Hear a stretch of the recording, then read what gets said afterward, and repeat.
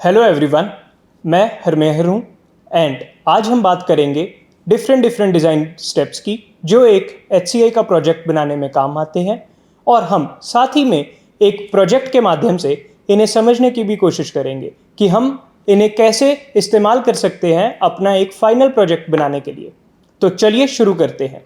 तो पहला हमारे पास है, जो सबसे पहली चीज़ आती है किसी भी प्रोजेक्ट के लिए, उसे कहते हैं अपनी प्रॉब्लम स्टेटमेंट या अपनी परेशानी का विवरण तैयार करना।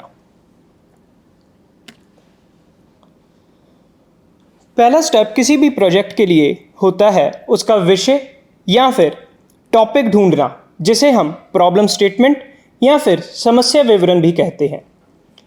तो चलिए देखते हैं कि एक प्रॉब्लम स्टेटमेंट होती क्या है। तो प्रॉब्लम स्टेटमेंट को हम कहते हैं किसी भी इशू को या किसी भी समस्या को बताना कि क्या है, समस्या क्या है जिसके कारण हमें ये प्रोजेक्ट बनाने की ज़रूरत पड़ी। साथ ही साथ हम ये भी बात करते हैं कि हमारा मुद्दा क्या है मेन एक किसी भी प्रोजेक्ट को बनाने के लिए, और हम उसे किस तरह से सॉल्व करेंगे या फिर हम उसे किस तरह से उसका एक सॉल्यूशन प्रोवाइड कर सकते हैं। इसकी हमें ज़रूरत क्यों है? क्योंकि ये हमें ये बताने के काम आता है कि हम क्या मेन परेशानियां सॉल्व करना चाह रहे हैं और उसके साथ हमारा जो भी उपभोक्ता है यानी कि जो भी हमारा यूज़र है वो किस हिसाब से उसके बेनिफिट्स मिल सकते हैं या उसे कैसे कुछ भी आसानी हो सकती है। तो हमें एक कोई भी प्रॉब्लम स्टेटमेंट चूज़ करने से पहले या ढूंढने से पहले क्या क्या करना पड़ता है। तो सबसे पहले हमारे पास इसके दो चरण होते हैं या दो तरीके होते हैं, जिसमें से पहला होता है आइडेंटिफाई एवरीडे प्रॉब्लम्स, यानी कि आपकी जो रोज़मर्रा की ज़िंदगी हैं उनमें आपको क्या परेशानियां आप झेल रहे हैं या फेस कर रहे हैं, आपको उन्हें पहचानना पड़ेगा सबसे पहले। तो think about problems you are encountering in your daily life, वही कि आपको क्या परेशानियां रोज़मर्रा की ज़िंदगी में आ रही हैं। जैसे कि आपको अपना गृह कार्य यानी होमवर्क करना हो, कोई रेसिपी फाइंड करनी है या कुछ वोकेबलरी इंक्रीज करनी है या अपना शब्दकोश बढ़ाना है, तो उसमें आपको कई नए शब्द ढूंढने में मुश्किल आ रही है या कुछ याद करने में दिक्कत आ रही है, तो आप एक रिमाइंडर का भी इसमें रख सकते हैं। ये सब चीज़ें आ जाती हैं आपके एक एवरीडे प्रॉब्लम में। दूसरा हमारे पास होता है अपने उपभोक्ता यानी कि यूज़र के बारे में सोचना या यूज़र के पर्सपेक्टिव से सोचना कि हमारे यूज़र को क्या क्या दिक्कतें आ रही हैं और हम उसे कैसे कैसे सॉल्व कर सकते हैं। तो सेकंड वाले में हम अपनी बेसिकली ऑडियंस यानी कि यूज़र डिफाइन करेंगे। तो हमारा कौन यूज़र है वो हमें पता होना चाहिए, एंड ये सब चीज़ें हम अपने प्रॉब्लम स्टेटमेंट में लिखेंगे हमेशा। तो हमने एक बहुत आसान सा फॉर्मूला भी तैयार करा है किसी भी प्रॉब्लम स्टेटमेंट को बनाने के लिए। उसका एक स्ट्रक्चर है कि मैं एक ऐप या वेबसाइट बनाना चाहता हूँ एक अपनी स्पेसिफिक ऑडियंस के लिए यानी यूज़र के लिए, और उनके ये कुछ प्रॉब्लम्स हैं जिसको मैं पर्टिकुलरली सॉल्व करना चाह रहा हूँ। तो यही कुछ हमारा एक बेसिक फॉर्मूला रहेगा कभी भी कोई भी अपनी प्रॉब्लम स्टेटमेंट बनाने के लिए। एक एग्जाम्पल के माध्यम से इसको समझने की कोशिश करते हैं, जैसे कि जो यहाँ पर लिखा है इंग्लिश में, I want to create an app that helps students organise their assignments and tracks deadline in a fun and easy way. यानी कि मैं एक ऐसी एप्लीकेशन बनाना चाहता हूँ जो कि स्टूडेंट्स के लिए उनकी असाइनमेंट्स या फिर डेडलाइंस को आराम से मैनेज करने के काम आए। तो इसमें हमने अपने दोनों चीज़ें बहुत आसानी से बताई हैं जो हमारे फॉर्मूला में भी थी, कि हमारा ऑडियंस कौन है, स्पेसिफिकली स्टूडेंट्स, ये हमारे यूज़र हैं, और क्या उनकी हम परेशानी सॉल्व करने लगे हैं, दैट इज़ हमारा टास्क या फिर प्रॉब्लम जो वो फेस कर रहे हैं। तो आप लोगों के लिए अब एक छोटा सा गृह कार्य है कि आप सब 2 या 3 बच्चों के गुटों में बांटकर 1 या 2 कुछ ऐसी छोटी छोटी प्रॉब्लम स्टेटमेंट्स डिफाइन करें। उसके बाद वो आप अपनी क्लास में शेयर करें। तो अगला हमारे पास स्टेप आता है पर्सोना या सिनेरियो का। तो चलिए देखते हैं कि पर्सोनाज और सिनेरियोस क्या होते हैं। तो आप अभी सारे जने सोच रहे होंगे ये पर्सोना क्या चीज है, ये कुछ नया आया है अभी। तो पर्सोना हमारे पास कुछ असल चीज नहीं है।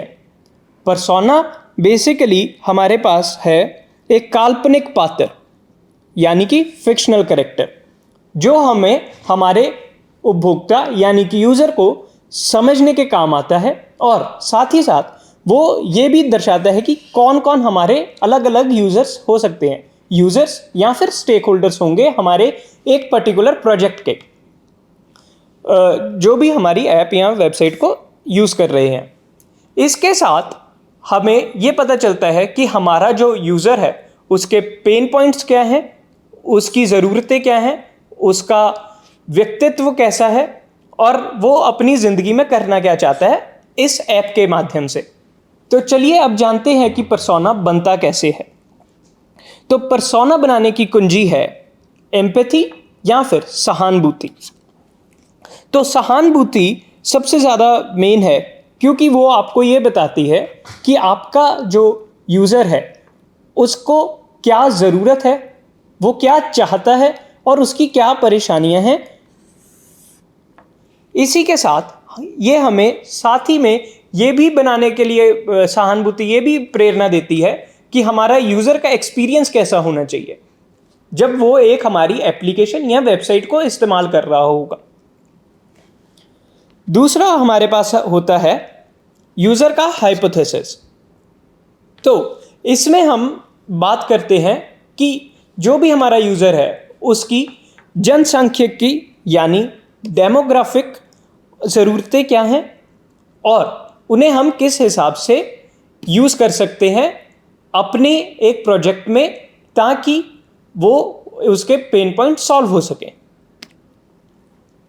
तो देखते हैं अभी कुछ हमारे पास किस हिसाब के पर्सोनास होते हैं। जैसे ये हमारे पास यहाँ पर 3 अलग अलग तरीके के पर्सोनास हैं।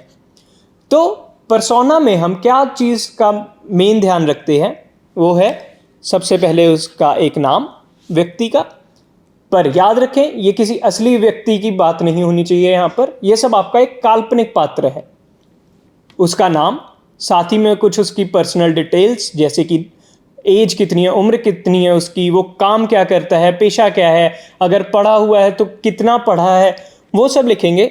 साथ ही में हम उसकी एक तस्वीर लगाएंगे यानी कि फ़ोटो।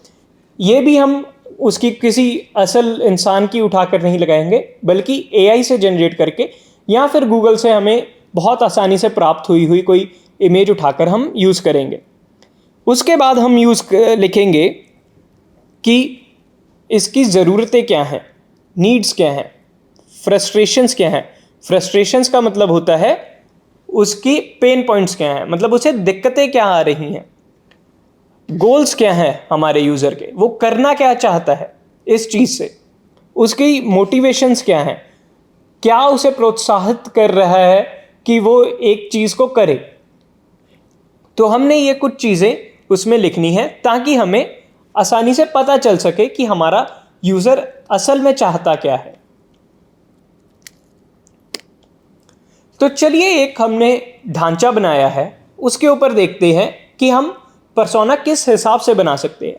वही सबसे पहले उसका नाम आपके पात्र का या कैरेक्टर का, दूसरा उसकी उम्र, साथ ही में उसका पेशा कि वो कर क्या रहा है, एक फ़ोटो। इधर दाहिनी तरफ में हम लिख रहे हैं कि वो चाहता क्या है, उसका गोल क्या है, एंड गोल क्या है, वो लिखा हमने। ऊपर उसका एक छोटा सा बायो लिखा। बायो में से हमें ये पता चलेगा कि जो हमारा यूज़र है वो करता क्या है, क्या उसे दिक्कतें आ रही थी। तो एक 2-3 लाइनों में आप उसको डिस्क्राइब कर सकते हैं। उसके बाद यूज़र के फ्रस्ट्रेशंस और पेन पॉइंट्स आएंगे कि उसे क्या परेशानियां वो फेस कर रहा है, और साथ में उसको क्या उसकी ज़रूरतें हैं यानी नीड्स एंड डिज़ायर्स। तो मेन हमें किसी भी पर्सोना के लिए इन्हीं चीज़ों की ज़रूरत है। तो इसके साथ अब हमारे पास आ गया कि हम अपने पर्सोना को एक सिनेरियो बनाने में कैसे इस्तेमाल करते हैं। तो सबसे पहले वही बात है कि सहानुभूति या एम्पैथी बहुत ही इम्पॉर्टेंट या बहुत ही महत्वपूर्ण चीज़ है कभी भी आपका पर्सोना बनाने के लिए। उसके बाद आता है कि आपका सिनेरियो क्या है। तो सिनेरियो एक हमारे पास एक ऐसी स्टोरी या कहानी बन जाती है जिसके माध्यम से हम ये बता सकते हैं कि हमारा जो पर्सोना है वो किस हिसाब से हमारे प्रोडक्ट यानी इसमें ऐप या वेबसाइट के साथ इंटरेक्ट करेगा अलग अलग जगहों पर या अलग अलग टाइम पर। तो सिनेरियो बनाने का गोल क्या है? सिनेरियो बनाने का गोल ये होता है कि हमें ये पता चल जाता है जो भी हम प्रोडक्ट बना रहे हैं क्या वो हमारे यूज़र की ज़रूरतें पूरी कर भी रहा है या नहीं कर रहा है। तो वही यहाँ पर हमने लिखा भी है।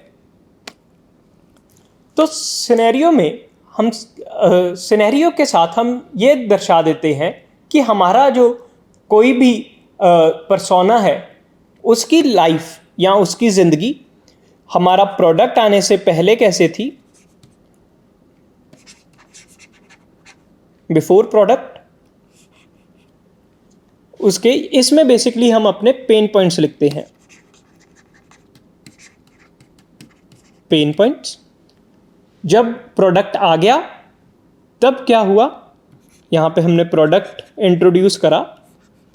साथ ही में उसके बाद हम ये बताते हैं कि हमारे प्रोडक्ट आने के बाद उसकी लाइफ पे क्या असर पड़ा या क्या हम सोच रहे हैं क्या पड़ेगा।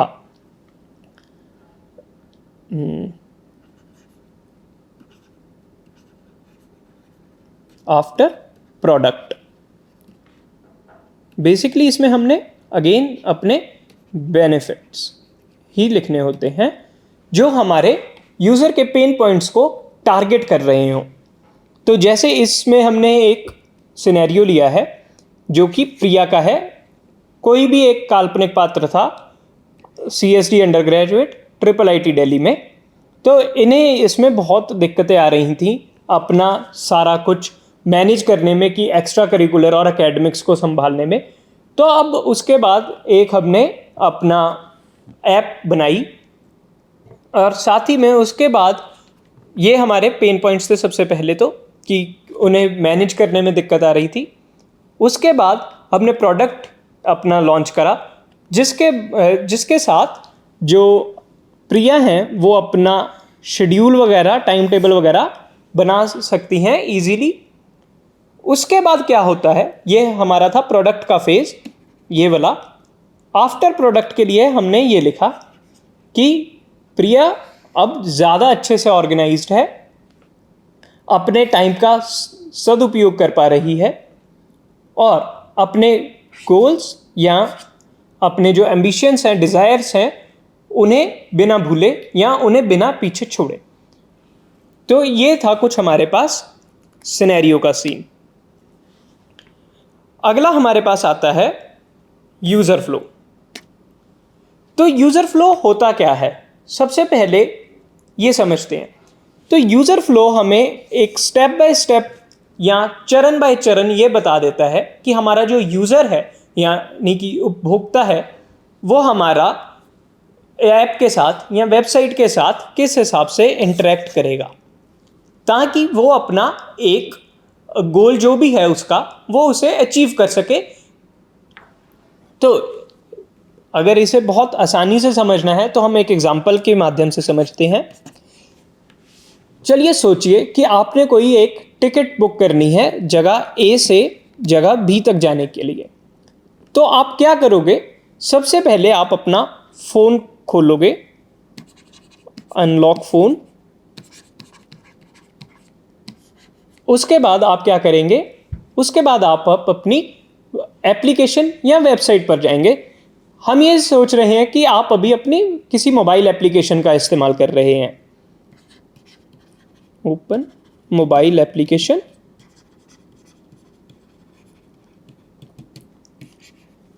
उसके बाद आप क्या करेंगे, आप एप्लीकेशन पे जाकर सबसे पहले अपने जो आपका स्थान है जहाँ से आपने प्रस्थान करना है उसका डालेंगे।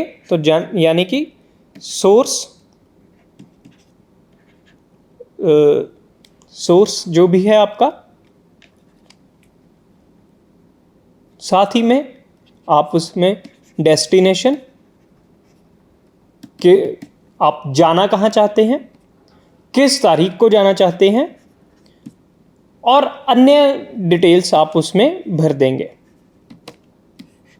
उसके बाद आपको कुछ अलग अलग आपकी टिकट के लिए, आपको ट्रेन से अगर जाना चाह रहे हैं तो अलग अलग ट्रेन की आपको डिटेल्स मिल जाएंगी, जिसमें से आप किसी एक ट्रेन को सिलेक्ट करेंगे तो सिलेक्शन होगी यहाँ पर। उसके बाद आप बुकिंग करेंगे। उसके बाद आप एक पेमेंट करेंगे और फाइनली आपको आपकी टिकट मिल जाएगी। तो ये था हमारा एक पूरा यूज़र फ्लो, आपका फ़ोन अनलॉक करने से आपकी टिकट बनने तक का। अब ये देखते हैं कि हम एक यूज़र फ्लो बनाते कैसे हैं। तो यूज़र फ्लो बनाने के लिए भी हमारे पास फिर से दो ही चरण हैं। एक होता है सीक्वेंस ऑफ स्टेप्स, दूसरा होता है सिनेरियो मैपिंग। तो सीक्वेंस ऑफ स्टेप्स क्या है? सीक्वेंस ऑफ स्टेप्स जो अभी हमने बात करी, आपके फ़ोन अनलॉक करने से लेकर, यहाँ से लेकर टिकट बुक करने तक के सारे चरणों को हम कहते हैं सीक्वेंस ऑफ स्टेप्स, कि आपका जो यूज़र है उसने कब कब क्या क्या काम करा, और ताकि वो अपने जो भी उसका गोल था वो उसके पास पहुंचा। ठीक है जी। इसके बाद आता है हमारा सिनेरियो मैपिंग। तो सिनेरियो मैपिंग हमें ये बताता है कि हमें जो भी अपना कार्य है वो सारे स्टेप्स को हमें अपनी बाईं माने के लेफ्ट साइड से लेकर दाहिनी तरफ यानी कि राइट साइड की तरफ लिखना होता है। जैसे कि हमने इस एग्जांपल में भी करा कि हमने जो हमारा पहला स्टेप था अनलॉक फ़ोन, वो लेफ्ट की तरफ लिखा और बाद आगे की तरफ जाते हुए हमने राइट की तरफ ख़त्म करे, जैसे जैसे हमारे वो बने आगे के स्टेप्स आते गए। तो वही हमने लिखा है कि आपने अपने लेफ़्ट टू राइट में स्टेप्स को लिखना है। इसके लिए आप लोग ऑनलाइन अवेलेबल सॉफ्टवेयर्स या टूल्स का इस्तेमाल कर सकते हैं। काफ़ी कॉमनली यूज़ होता है Figma online tool user flow बनाने के लिए काफ़ी यूज़ होता है, तो आप उसे भी यूज़ कर सकते हैं। सेकेंडली, अगर कोई भी आपने नोट्स या कमेंट्स या कोई आइडियाज़ लिखना हो तो आप उन्हीं के नीचे, अपने स्टेप के नीचे एक यूज़र फ्लो में लिख सकते हैं। जैसे कि मैंने इस पर्टिकुलर जगह पर करा था, एक फ़ोटो बना के दिखाया कि यहाँ पे क्या होगा, आपको समझाया। उसके बाद नीचे एक नोट में मैंने सिलेक्शन लिख दिया। अगला हमारे पास आता है प्रोटोटाइपिंग।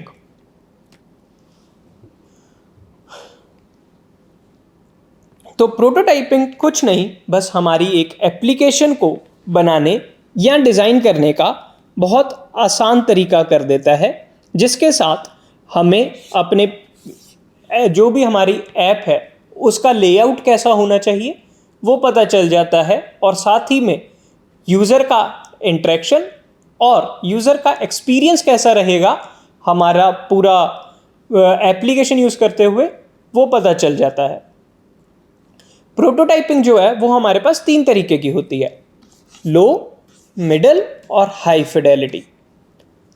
इसको हम बहुत आसानी से या नॉर्मल भाषा में लो फाई, मिड फाई या फिर हाई फाई के नाम से बुलाते हैं। तो चलिए समझने की कोशिश करते हैं कि लो फाई, मिड फाई और हाई फाई में क्या अंतर होता है और ये कब कब हम इस्तेमाल करते हैं। सबसे पहला हमारे पास आता है लो फिडेलिटी। तो लो फिडेलिटी जो है हमारे पास, वो एक हम पेपर के ऊपर एक तरीके से स्केचिंग करते हैं कि हमारा जो भी हमारे दिमाग में आइडिया आया है, हम उसे दर्शाने के लिए, दूसरों को आसानी से बताने के लिए हम उसे एक पेन और पेपर लेकर स्केच आउट कर देते हैं। याद रखिएगा, इसमें हम कभी भी असल इमेजेस नहीं यूज़ करते, कोई टेक्स्ट नहीं यूज़ करते, बल्कि टेक्स्ट की जगह, जैसे सपोजिंगली हम एक, ये मैं अपना लो-फाई प्रोटोटाइप बनाना चाह रहा हूँ जिसमें कि यहाँ पर एक मुझे फ़ोटो चाहिए, तो मैं रेक्टेंगल लेकर, या अगर मुझे सर्कुलर फ़ोटो चाहिए तो सर्कल लेके उसके अंदर एक क्रॉस मार दूंगा, जो ये दर्शाएगा कि यहाँ पर कोई तो फ़ोटो आएगी या कोई तो ग्राफिक यहाँ पर आएगा। उसके बाद अगर मुझे जैसे ऊपर एक सर्च बार चाहिए, तो मैं एक खाली रेक्टेंगुलर बॉक्स बना दूंगा जिसमें कुछ नहीं होगा। ठीक है जी, ये हमें एक सर्च बार का दिखा रहा है। उसके बाद मैं चाहता हूँ यहाँ पर कोई तो कंटेंट लिखा हो या फिर कुछ टेक्सचुअल इन्फॉर्मेशन हम डिलीवर कर रहे हों, तो उसके लिए हम लिखेंगे नहीं अगेन, सिर्फ ऐसे सिंपल लाइंस ही हम ड्रॉ करके दिखा देंगे। और नीचे अगर मैं कोई सपोजिंगली एक पेज में लास्ट में हम अपना कॉन्टैक्ट इन्फॉर्मेशन दे रहे हैं, तो अगेन उसके ऊपर हम वही रेक्टेंगुलर बॉक्सेस बीच में उसके क्रॉस मार के दे सकते हैं। तो ये हमारे पास एक लो फिडेलिटी आ जाता है। याद रहे, इसमें हम सारा कुछ एकदम सीधा सीधा रखते हैं, बहुत बेसिक रखते हैं, और साथ ही में इसमें हम कोई कलर्स वगैरह नहीं यूज़ करते, कलर्स को नहीं यूज़ करेंगे, इमेजेस को नहीं यूज़ करेंगे, या ग्राफिक्स को भी हम नहीं यूज़ करेंगे। तो ये था हमारे पास एक लो-फाई प्रोटोटाइप, जिसे हम जनरली रफ ड्राफ्ट्स भी कह देते हैं, जो हमें यानी कि डिज़ाइनर्स को जल्दी से जल्दी अपना आइडिया को आइट्रेट करने के या अपने कंसेप्ट को और ब्रश अप यानी कि अच्छा बनाने के काम आ जाता है। तो ज़रूरत क्या है हमें एक लो-फाई प्रोटोटाइप बनाने के लिए, या इसका हम इस्तेमाल कैसे कर सकते हैं? तो सबसे पहला जो रीज़न है कोई भी प्रोटोटाइप, खास करके लो फिडेलिटी बनाने का, उसका रीज़न होता है कि जो दो टीम्स हैं एक कंपनी में, या अगर आप अपने कॉलेज लेवल पे भी कोई प्रोजेक्ट बना रहे हैं, तो जब दो बच्चे आपस में बात करेंगे, सपोजिंगली फ्रंट एंड एक देख रहा है, दूसरा टीम जो है वो बैक एंड देख रही है, तो इनके बीच में कम्युनिकेशन बेटर हो जाएगी।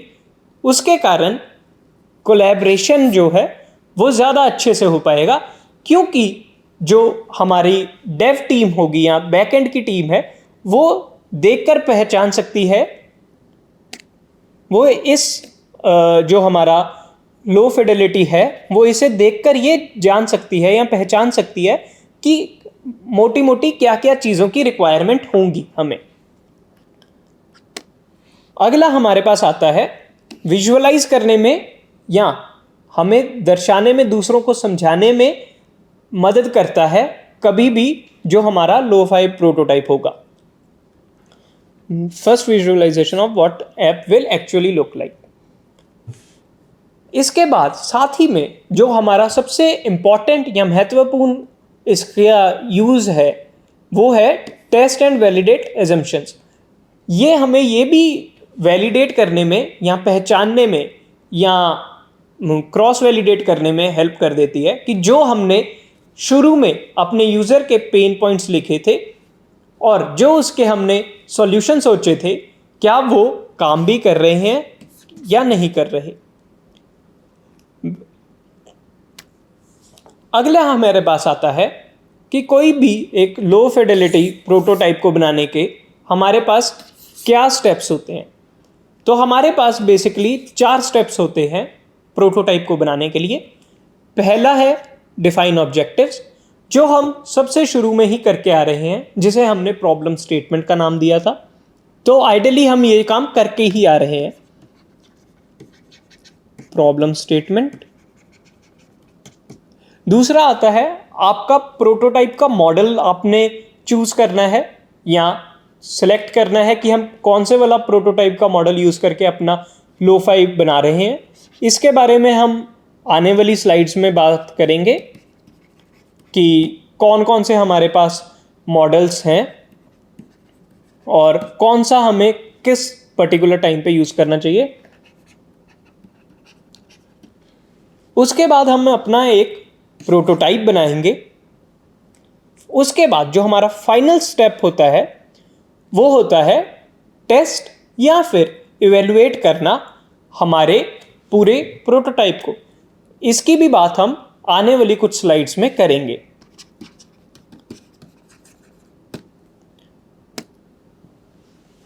तो चलिए देखते हैं कि हमारी डिफरेंट टाइप्स ऑफ जो लो-फाई प्रोटोटाइपिंग है, जिसकी हम अभी पीछे भी बात कर रहे थे, वो कौन कौन सी होती हैं।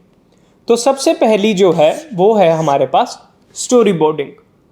तो स्टोरी बोर्डिंग में क्या होता है, हम एक पूरी कस्टमर की जर्नी बताते हैं।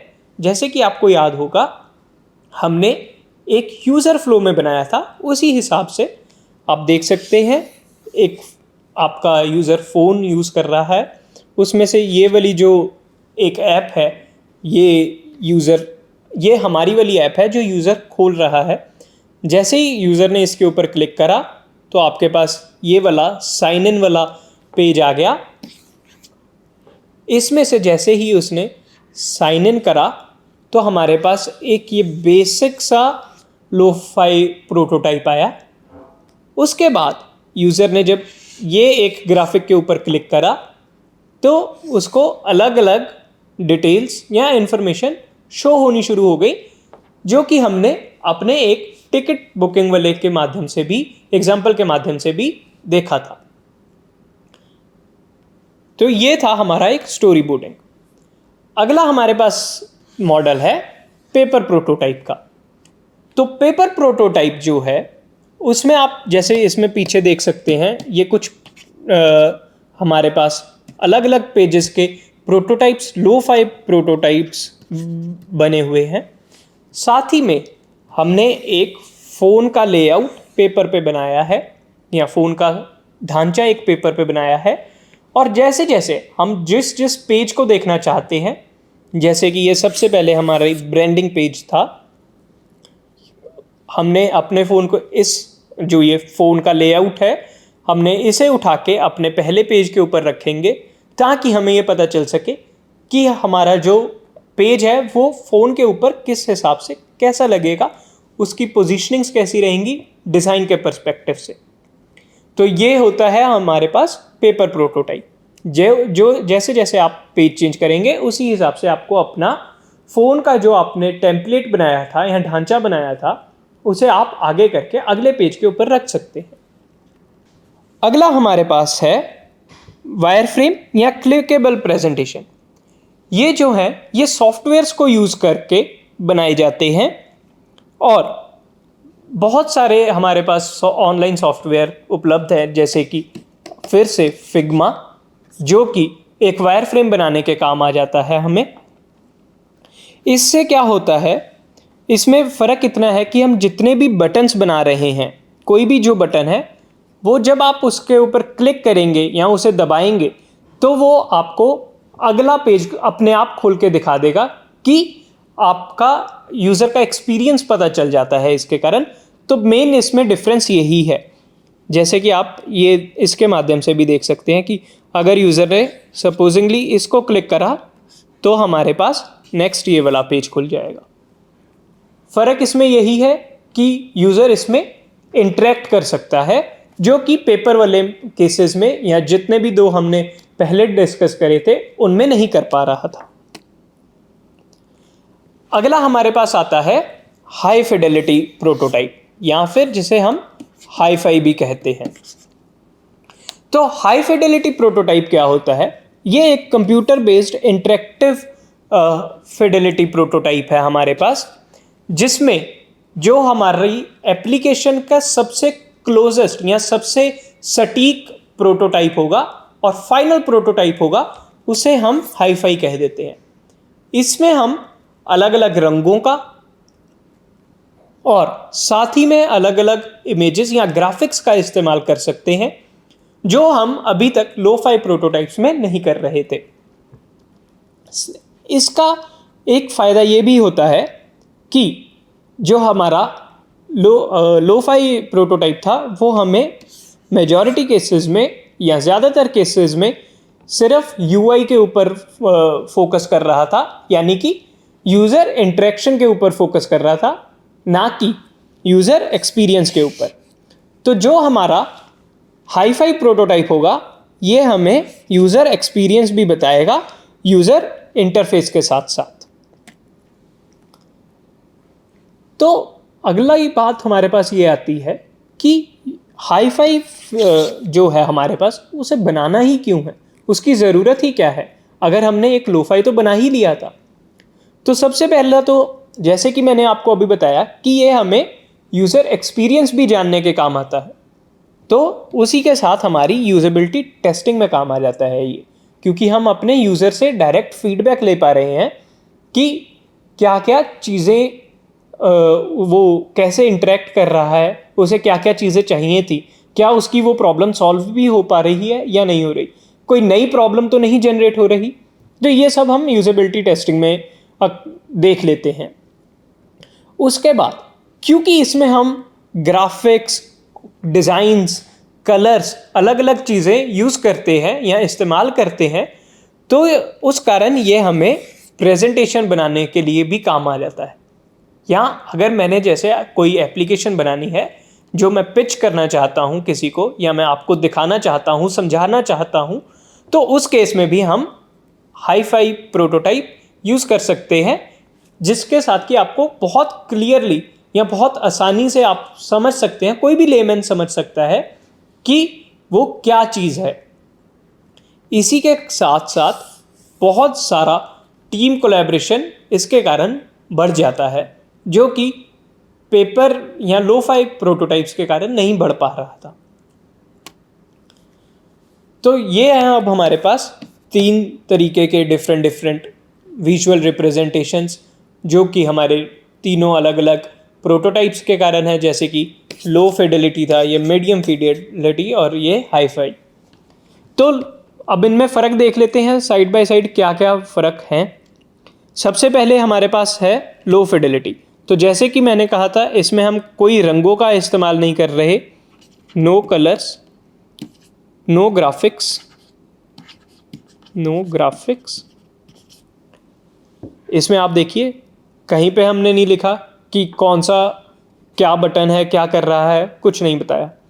अगले वाले में हमने थोड़ा place holder text, place holder images वगैरह यूज़ करके और हल्का सा ग्रे, ब्लैक, जो हमारे सिंपल नेचुरल कलर्स होते हैं, उनका इस्तेमाल करके हमने एक मीडियम फिडेलिटी बना लिया। आगे जाकर हमने जब उसमें असल इमेजेस वगैरह डालकर बताया कि ये चीज़ क्या है, तब ये हमारे पास हाई फिडेलिटी बन गया। तो आप लोगों ने एक और चीज़ नोट करी होगी कि जो हमारे पास लो-फाई था, इसमें हमें ये नहीं पता चल रहा था, अगर मैं खाली इसी की बात करूं, कि ये पर्टिकुलर क्या चीज़ का हम लो-फाई बना रहे हैं। वेयर एज जब हम मीडियम फाई पर आए तो हम ये पता चला कि ये कुछ तो होम पैलेस करके चीज़ होगी, जिससे हमें फिर भी पूरा नहीं पता चला कि ये क्या कर रही है या क्या होगा इसमें, बट काफ़ी हद तक पता चला कि ये घरों से रिलेटेड कुछ तो है। जब हमने हाई फिडेलिटी बनाया तब हमें क्लियरली पता चला कि इसमें हम अलग अलग फ्लोर प्लान्स या अलग अलग कमरों की फ़ोटोज़ दिखाकर बता रहे हैं कि कैसे डिज़ाइनिंग हो सकती है। तो ये भी एक फ़र्क आ जाता है लो-फाई, मीडियम फाई और हाई-फाई में, कि जो हाई-फाई है वो आपको ज़्यादा इजीली समझ आ जाता है, इसीलिए यूज़ करते हैं और प्रेजेंटेशंस के टाइम पे हाई फिडेलिटी प्रोटोटाइप। अगला हमारे पास है टेस्टिंग एंड इवैल्यूएशन, जो हमारे किसी भी प्रोटोटाइपिंग के लास्ट स्टेज यानी कि स्टेज 4 का काम था। तो इवैल्यूएशन होती क्या है और इसकी ज़रूरत क्या है, चलिए वो देखते हैं। इवैल्यूएशन के लिए हम बेसिकली ये देखते हैं कि क्या जो हमारा यूज़र की जो भी डिमांड्स थी क्या वो फुलफ़िल हो रही हैं, क्या उसे कोई नई दिक्कतें तो नहीं आ रही, क्या जो हमने सॉल्यूशन खुद अपने दिमाग में सोचा था और जो उसकी प्रॉब्लम सोची थी क्या वो यहाँ पर हम उन्हें सॉल्व कर पा रहे हैं या नहीं कर पा रहे, क्या हमारे जो सॉल्यूशन थे वो काम भी कर रहे हैं या नहीं कर रहे, कई नई प्रॉब्लम्स तो नहीं जनरेट हो रही। ये सब जानने के लिए हमें एक इवैल्यूएशन की ज़रूरत होती है ताकि हमें ये पता चल सके जो हमारा हाइपोथेसिस था क्या वो ठीक भी है या नहीं है। तो इसके लिए हम करते क्या हैं, सबसे पहले हम डेटा कलेक्ट करते हैं, उसके बाद उसे एनालाइज करते हैं और फिर साथ ही साथ ये पता करते हैं कि जो हमारा यूज़र है वो किस हिसाब से इंटरेक्ट कर रहा है हमारे प्रोटोटाइप के साथ। तो चलिए देखते हैं कि ये ज़रूरी क्यों है।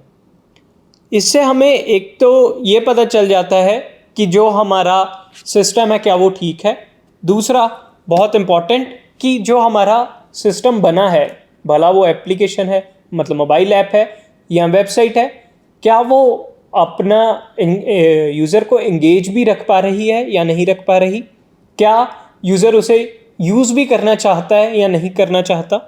अगर नहीं करना चाहता तो हम अगेन उसमें कुछ नया आइट्रेशंस करके उसे ठीक कर सकते हैं। इसके साथ हमें कुछ ऐसे प्रोडक्ट्स बनाने के लिए मदद मिलती है जो कि यूज़र को अच्छे लगे और यूज़र उसे बार बार यूज़ करना चाहे। तीसरा और बहुत महत्वपूर्ण इसकी ज़रूरत ये भी है कि जो हमारा यूज़र है वो बहुत अलग अलग जगहों से आता है, उसका माइंडसेट बहुत डाइवर्स रहता है, diverse perspectives and diverse backgrounds. इसके कारण हर यूज़र की इच्छाएं अलग अलग होंगी।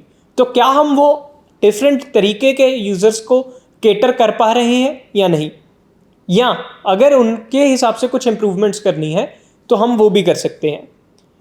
और फाइनल जो है वो तो मैंने आपको बता ही दिया था कि वैलिडेट करता है हमारे सॉल्यूशन को और ओरिजिनल प्रॉब्लम स्टेटमेंट को।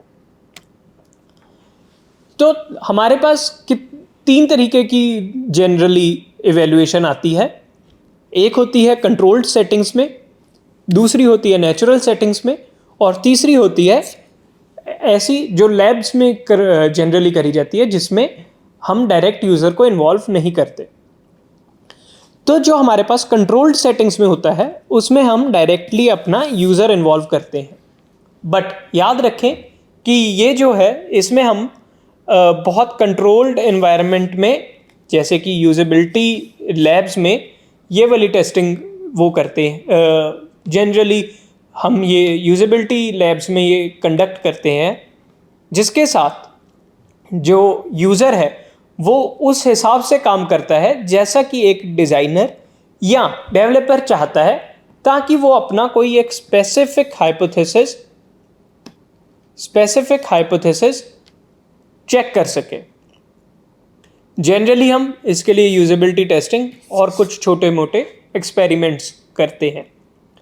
दूसरा हमारे पास आता है नेचुरल सेटिंग्स, जहाँ पर हम अपने जो यूज़र है उसे अपनी ऐप या प्रोटोटाइप डायरेक्टली रोल आउट कर देते हैं। इस केस में हमारे पास डिज़ाइनर या डेवलपर के पास अपने यूज़र के ऊपर बहुत कम से कम कंट्रोल होता है कि यूज़र क्या कर रहा है। हमें बिल्कुल पता नहीं होगा या हम उन्हें बिल्कुल नहीं कह सकते कि आप यही चीज़ करें या ये चीज़ मत करें। तो ये इसका एक वो है एग्ज़ाम्पल है इन द वाइल्ड स्टडीज़ करके, जिसमें हम अपना जो प्रोडक्ट है वो यूज़र को दे देते हैं और उसका यूज़र इंटरेक्शन और एक्सपीरियंस चेक करते हैं। फाइनल हमारे पास आता है settings which do not directly involve the users. तो ये कौन कंडक्ट करता है? जनरली कंसल्टेंट्स या रिसर्चर्स ये वाली स्टडी को कंडक्ट करते हैं, ताकि हमें शुरू से ही ये पता चल सके कि हमारी यूआई कैसी है, इसके लिए जो हमारे पास टेक्निक्स आती हैं वो होती हैं inspections, heuristics, walk throughs, models और एनालिसिस। तो चलिए अब समझते हैं जितने भी हमने अभी तक कंसेप्ट्स और टॉपिक्स को डिस्कस करा उन्हें एक प्रोजेक्ट के माध्यम से, जो कि है बिंज एंड ईट करके। तो सबसे पहले हमारे पास है हमारा एजेंडा, जो ये बता रहा है कि हमारी प्रॉब्लम स्टेटमेंट क्या होगी, स्कोप क्या है हमारे प्रोजेक्ट का, मोटिवेशन क्या है उसे बनाने की, स्टेक होल्डर्स कौन कौन होंगे, हमारा गोल क्या है, हमारा मतलब प्रोजेक्ट का गोल क्या है, सर्वेज या ग्राफ्स जो कि टेस्टिंग एंड इवेल्युएशन में आ गए, इंटरव्यूज़ फिर से हमारी टेस्टिंग एंड इवेल्युएशन के लिए आता है। दूसरा हमारे पास आ गया एम्पैथी मैपिंग, माइंड मैपिंग और भी अलग अलग चीज़ें। उसके बाद प्रोटोटाइपिंग आया, लो-फाई और उसकी evaluation, alternate design, hi-fi and final evaluation. तो चलिए देखते हैं कि हमारे पास इन्होंने एक बहुत अच्छे से कोट के साथ शुरू करा।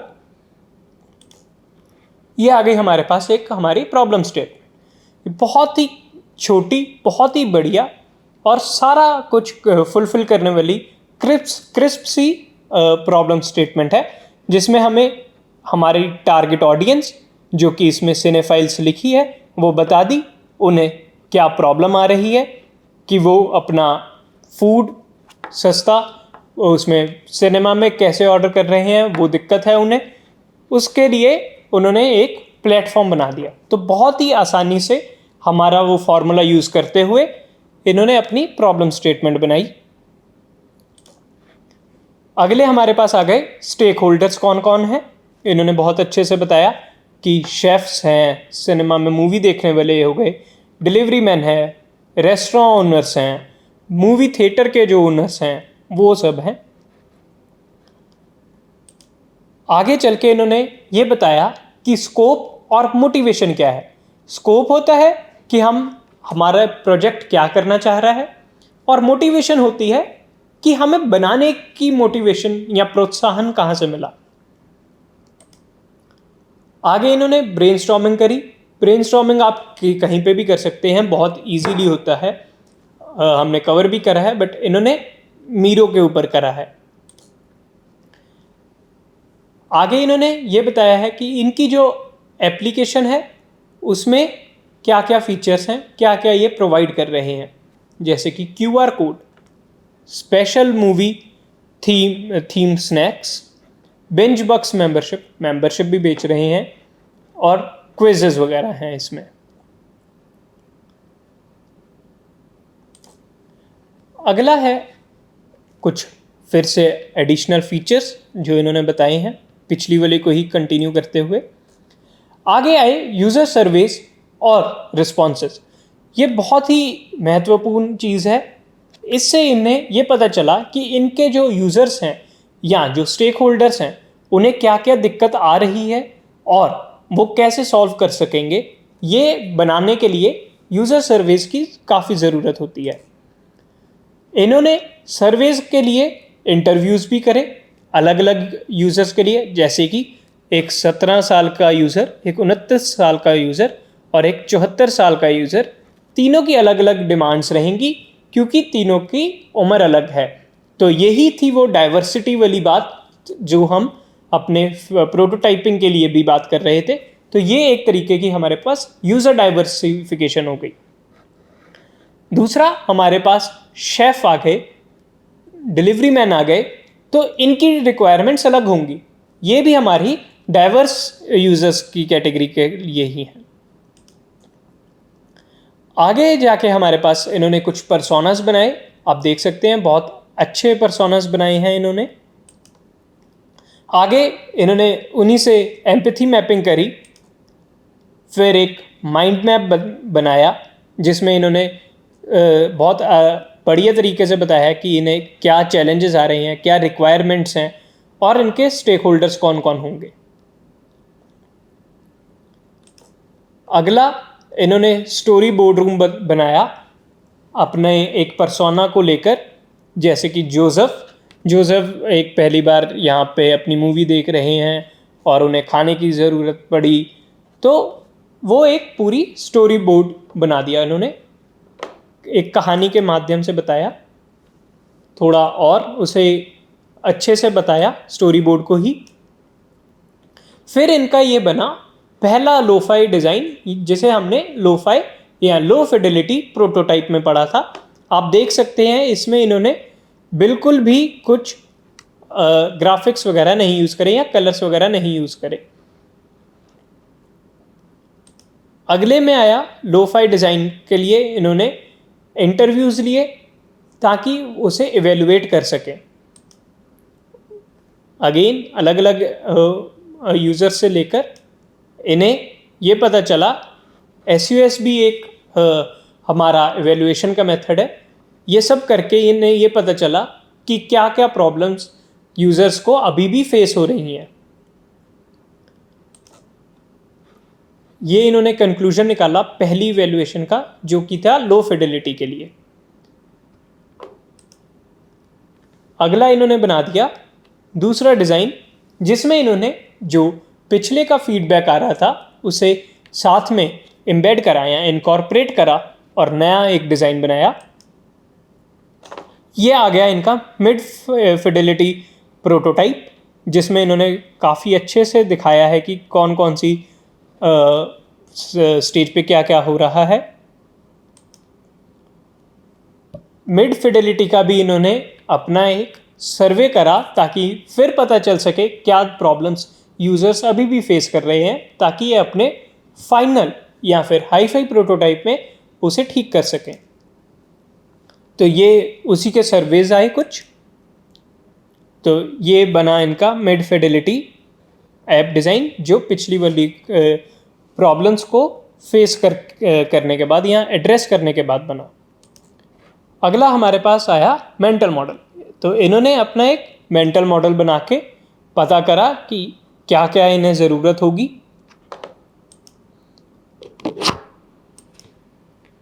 इसके बाद इन्होंने हाई-फाई की वायर फ्रेमिंग बनाई।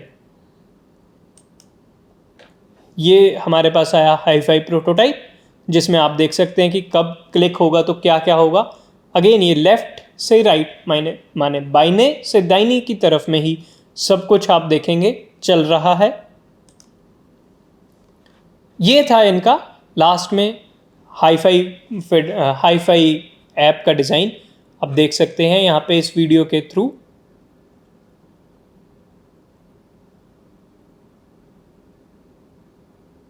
देखिए कितने अच्छे से आप जैसे क्लिक कर रहे हैं तो क्या क्या नेक्स्ट पेज पे होगा, वो सब हमें इसमें नज़र आ रहा है, जिसके कारण कि हमारा जो यूज़र है वो बहुत आसानी से समझ सकता है कि हम चाहते क्या हैं करना, या जो भी कोई स्टेक होल्डर्स हैं उन्हें पता चल सकता है कि हम करना क्या चाहते हैं, हमारी एप्लीकेशन करना क्या चाह रही है।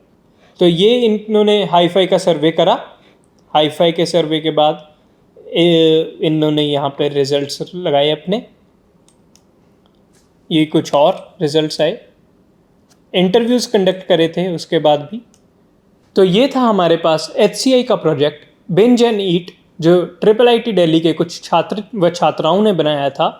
और मुझे आशा है कि आपको इस प्रेजेंटेशन और इस प्रोजेक्ट के माध्यम से HCI प्रोजेक्ट बनाने के लिए जो अलग अलग स्टेजेस, डिज़ाइन स्टेजेस यूज़ होती हैं, वो आपको समझ आ गई होंगी और आपको अपना खुद का एक HCI का प्रोजेक्ट बनाने के लिए प्रोत्साहन मिला होगा। धन्यवाद।